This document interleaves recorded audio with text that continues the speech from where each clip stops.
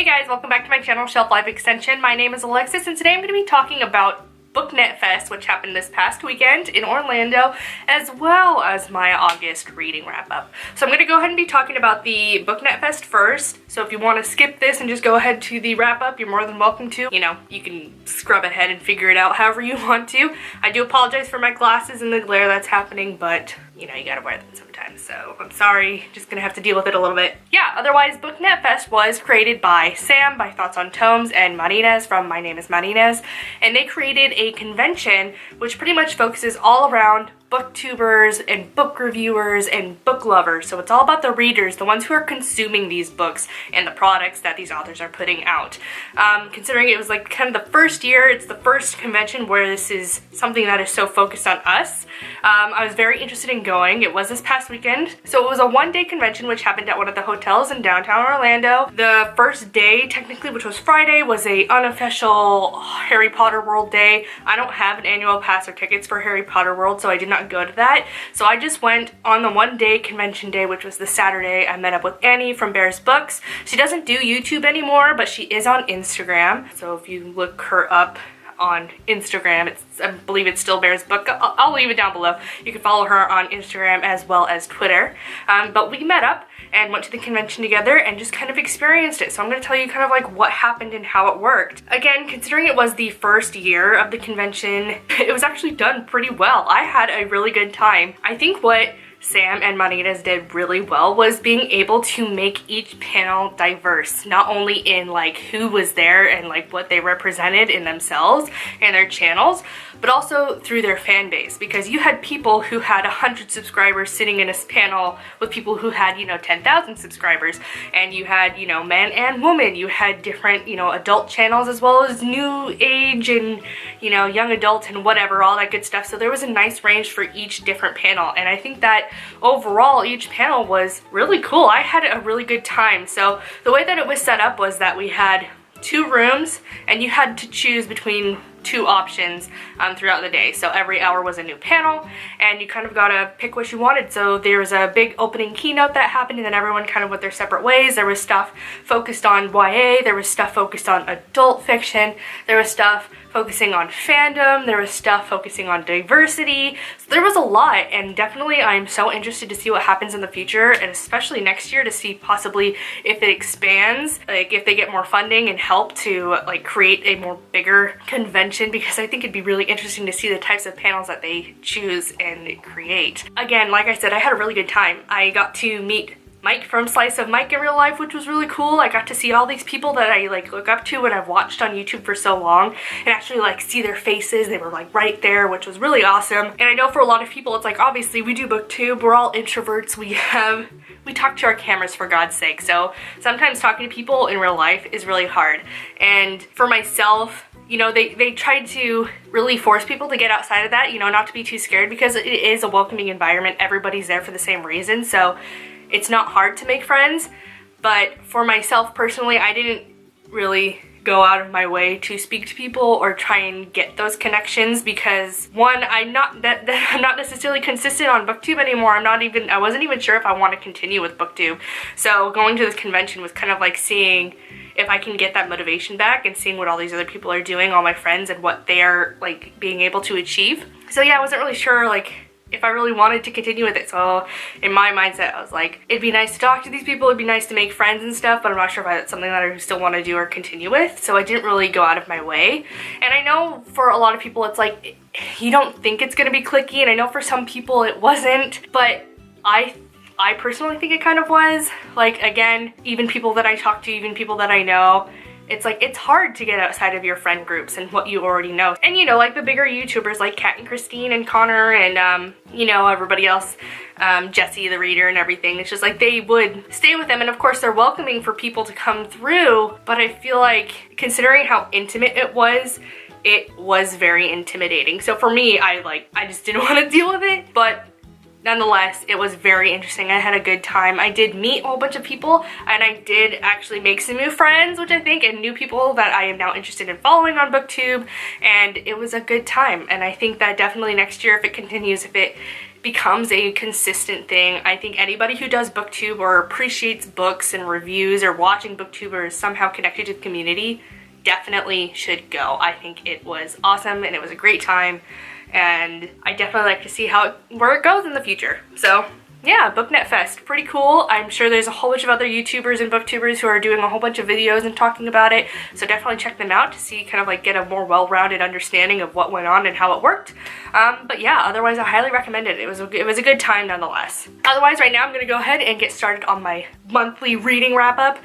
There are 2 books that I have to mention that I forgot to mention in my July reading wrap-up. Like, what the hell? I read so much in July, it's insane. So like I said, there was like those 5-6 books that I had mentioned, but there were 2 other ones that I totally forgot to mention. So I'm gonna mention those right now, and then we'll talk about the stuff that I actually read in August. So one of those 2 books was Uprooted by Naomi Novik. Like, I can't believe I forgot to mention this in that stupid video, but I read this. I did. That's a thing that I did, and I picked it up Barnes & Noble a while ago. It was one of the books that I brought with me from home because I was like, I know I'm gonna want to read this. But it's a really cool story. It has a whole bunch of fantasy and magic in it and mystical realism, and it was definitely something on my list of things that I wanted to read, and I knew I'd be at one point interested in reading it since moving over to Florida, which I definitely was. So it follows a girl named Agnieszka. Sure. Correct me if I'm wrong, that's a real hard one to pronounce, and how she lives in a village where every 10 years the dragon, who is this like wizard who lives in a tower who protects the little village from the evil woods that are like evil, and how he comes down every 10 years to pick a girl to come live in the tower and pretty much serve him. No one really knows what these girls do while they're there, what, you know, hey, maybe they're sex slaves, like who the heck knows, but it's what they need to do in order for him to protect all of them. And so Agnieszka is part of the group of girls who are going to be, you know, up for the taking. So the dragon comes down, he looks through the crowd, and generally he picks someone who is beautiful, who is talented, you know, blah blah blah blah blah. And so she's like, it's not gonna be me, I suck, I'm a super tomboy, I can't do jack. But for whatever reason, when he comes down, he picks her. So she goes with him to the tower and she starts learning about magic and how she does have magic and how she can help him with this evil woods and how it's spreading and how she could like push it back and save the world and stuff. It was pretty cool. Like, the concept is pretty cool. I really liked it, but I will say I don't necessarily understand why everybody was like super awed and inspired by this. Like, it's fun, I definitely get it, I liked it, but it does happen really fast, and I feel like Agnieszka doesn't have that great of personality. I don't really think that the weird kind of romance that happened was interesting enough for me. I expected a little bit more. Like, it's cool, I think the story's great, but for whatever reason, it just wasn't clicking with me and it didn't really work for me. But I definitely see why people like this. I definitely see why it's a favorite amongst a lot of people. The world building is cool, like the way that it's all described. I like the way the events play out, and I like the magic system and everything, but I just feel like things happened really fast. It's a lot like Harry Potter, where it's just like, oh, suddenly Harry Potter knows how to do these things, but you never really go through the learning process. And that's kind of like how I felt with this. Otherwise, I do think it's a good book. Definitely check it out. Again, I understand why people like it, and it was a fun read. I got through it pretty quick, but for myself, didn't really work for me personally, so there's that. After that, I did finish Ashes by jaebaek, which is the first book in a trilogy, and it was an audiobook that I had done, and I finally finished it last month. Like, it took me a long time to get through with it. I had downloaded it years ago, and then I was like, I need something else to like listen to. So I started listening to that more often, and I actually finished it last month, in the month of July. It was another kind of disappointing read. Again, it just didn't work for me. I just don't think that the way things happened, there was this huge chunk where things were leading up to it, and then it was just this weird chunk where nothing really happened, and you kind of learned a little bit, but it seemed so trivial in the grand scheme of things, and it just didn't really work with that novel. I think that technically, considering it's a trilogy, I think that that entire portion could have been a different novel, and everything before that should have been rounded out a little bit more. So it felt kind of really weird and disjointed to have that portion in this first book. Otherwise, the story is about a girl named Alex who goes into the woods to go camping for a weekend, and then this crazy EMP pulse flashes through the sky and pretty much destroys all of her electronics, which she didn't have much, I mean, let's be real. But otherwise, this huge EMP happens and she's like, what the heck do I do? And when she's trying to get out of the woods, out of her camping site, she runs into a little girl named Ellie who she kind of lets tag along, and then they realize that not only did it like kill people, but it also changed people. So I'm just gonna say zombies, and how it depends on a certain person's age depending on if they changed or if they were spared, like she and Ellie were. So it follows just her adventures with Ellie, them trying to get out of the woods, trying to find someplace safe, while also trying to avoid these changed people and kids and, you know, not dying. So in theory, it started out great. Again, like I said, that first portion of the book was really good. I really enjoyed it, but then that weird chunk happened later where you think it builds up and it's like this huge climax, you know, the big thing, but it like shifts and changes over to like this other thing, and you're just like, why is this happening? And it pissed me off so much, and I just like, she got super annoying. I didn't agree with anything she was doing, so it really turned me off to the entire thing. So once I finished it, I was like, I'm not continuing with this series ever. I don't like it. I didn't like her. It just didn't work for me. But a lot of people on Goodreads did like it, so I say, you know, hey, if that's something that you might be interested in, definitely check it out. But for me, it just didn't really work. I just didn't really understand it or get the point in the end, and it just really confused me. Otherwise, on to bigger and better things. Let's go ahead and talk about the things that I read in August. So I actually read 3 things. Like, you guys, you know how I said I average on maybe 2 or 3 things a month? I reverted back to that average. July was just a really weird month, and I don't know, something changed, and I went crazy and read everything. But otherwise, let's go ahead and talk about these. So the first thing I'm going to go ahead and talk about is I'm not sure which one I read first, but let's just go ahead and talk about Hexed. So this is Hexed by Kevin Hearn. If you've been on my channel, if you've been on my channel or have been watching me for a while, you would know that I read Kevin Hearn, his first book in the Iron Druid Chronicles, which is this series, and it's called Hounded. Maybe 2 years ago at this point, like a long time ago. And I have had Hexed as well as Hammered, which is the second and third books for this series, but I just never read them. So I had my parents send me these over because I was like, they're small, they're easy to get through, I know they're fun, they're funny, I just need to do it. So I went ahead and actually read Hexed. So the entire point of the Iron Druid Chronicles follows this guy named Atticus O'Sullivan, who is a centuries-old druid. Like, what? But he like looks 23 because he has these crazy powers to keep him pretty much immortal. So otherwise, the first book followed a little mishap that he had with the gods, his gods. And this is kind of like a continuation of the story, but in this story, he gets mixed up with the local witches and covens of his town, and how these crazy little mythical beings are kind of crashing in and making things go crazy. So instead of, you know, at first being against these witches, he kind of has to work with them because of these new things that are like destroying shit and really endangering their presence and existence in this small town where they live and have been living. Otherwise, again, I love this series. This was so much fun. Again, pretty small, easy to get through. Atticus is hilarious. He's so witty. There's a lot of mythology in there, a lot of fun stuff happening. Each character is distinct and they all have their own little personality traits, which are so much fun. And I just adore Kevin Hearn's writing, and I am so excited to continue with this series. I do have Hammered. I haven't started it yet, but it's probably going to be the next thing that I pick up. Again, so much fun. Please, please, please, if you haven't, check out this series. It's just entertaining. It's nothing too deep. You don't have to think about it too much. It's just an easy, enjoyable read, and I love it. Next, after that, we're going to talk about All That She Can See by Carrie Hope Fletcher. Oh, like, you guys know I loved Carrie's first book, which was On the Other Side. Sorry, it took me a second there, I kind of forgot.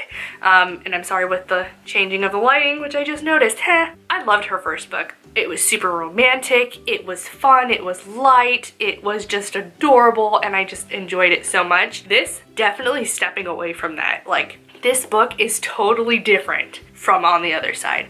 So this book follows a girl, lady, woman, adult, named Cherry, and how she has the ability to put emotions into the things that she bakes. So she sees people's emotions. They are manifestations of their emotions, but they are actually like actual monsters. She doesn't see the good emotions, she sees the bad emotions. So if somebody has loneliness or depression or pride or like whatever, she sees it as an actual being attached to the person. And the more that they are of that negative emotion, the bigger that their monster is. So what she does is she puts her power and she puts her good feelings into the things that she bakes to help diminish the size and overall presence of these evil beings on the people in her town who come to her bakery. And she actually does make a difference, and she tries to be, be a good effect on people. But what happens is she moves to a new town, and not only are there a lot of people and a lot of these meddlums, as she calls them, these bad feelings around, there's also another person who is like her, but he doesn't see the bad feelings, he sees the good feelings, and he wants to kind of counteract what she's doing because he thinks that too much of a good thing is bad. So they kind of go head to head, and it becomes this kind of thing that they have to work out against each other and resolve. So again, it's definitely different from her first book. It's so good though. I think that the entire concept is amazing. I really enjoyed the way that things resolved and worked out, but again, it's definitely different. I will say though, it did feel kind of insta-lovey to me. Not that there was much challenge against them to really invoke the feelings that they had for each other. So whereas, like in Pride and Prejudice, let's just talk about it, they hate each other at first, kind of, or at least Lizzie hates him, and it's this driving force, it's like it's this huge thing, and it's so prevalent that suddenly after time you realize that, oh, I don't actually hate them because of the what I think I do. Whereas with this, it's kind of like that. We're just like, why? They're so frustrated by each other, but it's very quickly turned around to be like, oh, well, actually, and that's not a bad thing, it's not, but for me, it felt really quick in the grand scheme of things in the timeline of it. So that is my only downfall for it. Otherwise, I really liked it. The concept again was really cool. It definitely took on a more of that magical realism tone to it, a lot more supernatural to it. But again, lots of fun. I recommend it, and I, again, will keep an eye out for anything else that she puts out. And lastly, I'm gonna go ahead and talk about Wool by Hugh Howey. This has been on my radar for such a long time. It's a personal recommendation, from a coworker who I used to work with at Barnes & Noble. It's been his hand sell book for a very long time, and I've heard so many good things. It always looked cool, it always sounded awesome, and I've had it for a very long time. And again, this is one of those books that I just brought with me because I'm like, I'm gonna read this thing eventually. At some point I will make it happen. And this is such a cool book. I definitely want to continue with the series. It is part of a trilogy, I believe, but when that will happen, I'm not exactly sure. But it's set in a post-apocalyptic world, and people, at least these people, live in a silo, this huge fucking silo, which is underground and everything, and they've 200 levels and shit. And of course, the ones who live on the above levels are more important, or more administrative roles, while everybody down below, engineers and the people who really make the thing run but maybe aren't given the time of day.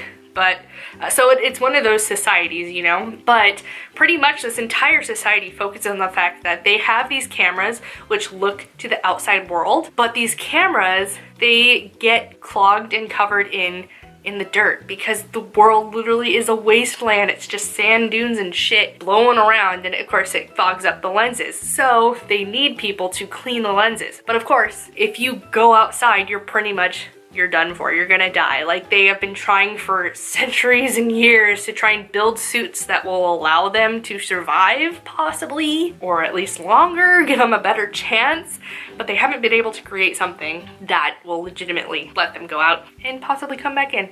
So what they've pretty much decided is that anybody who goes outside who will do the cleaning are people who are sentenced to death. So people who have done shit and have done wrong and have done bad within the society. But it's one of those things where you're just well, they're being sentenced to die. Why would they even go out and clean these fucking lenses to begin with? Wouldn't you think they'd be screw you, throw up the finger and just walk off and die and not even do the cleaning? So it kind of focuses on why? Why do these people do that? Like, what is it that compels them? Like, what is outside? What is it that they see that makes them and encourages them to do the cleaning regardless? So, super cool. At first it starts out with a man who is the deputy of the entire silo, and he's like, I want to go outside.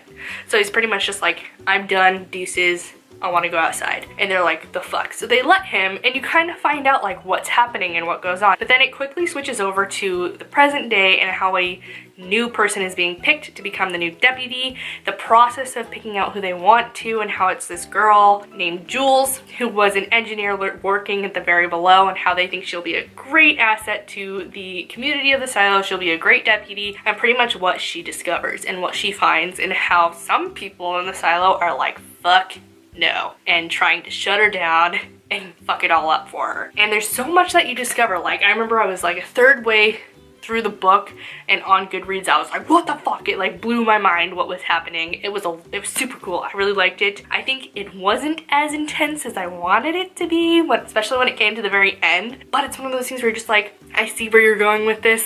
I definitely want to know what happens. I think it's gonna be super cool. Like, the entire concept of these huge silos and like what could even be possible, like how they would survive, how it works, and how it all comes together, this entire machine that it is. It's insane and it's so much fun, and I loved it. So I highly recommend this. If you haven't read Wool, do it. It's super cool. Super cool. Highly recommend. Yes. And otherwise, that is it. That is all that I read this month. Again, with August, those August books, those last 3 books, I highly recommend those. Maybe not those other 2 that I mentioned for my, what was remaining of my July reading wrap up that I totally forgot to mention. If you have any questions or comments, go ahead and leave them down below, and I will try to get back to you as soon as I can. Otherwise, please rate, comment, and subscribe if you haven't, and I will check you guys all out later. Thanks. Bye.